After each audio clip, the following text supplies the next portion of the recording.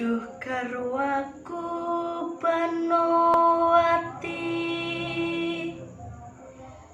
sira kari ora harjo,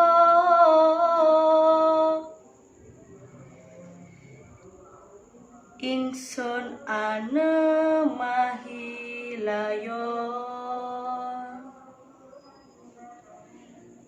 den becik pamomong ira ring para putra nira.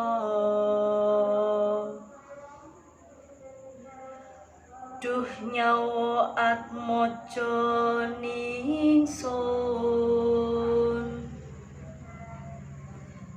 dadya kari ora harjo,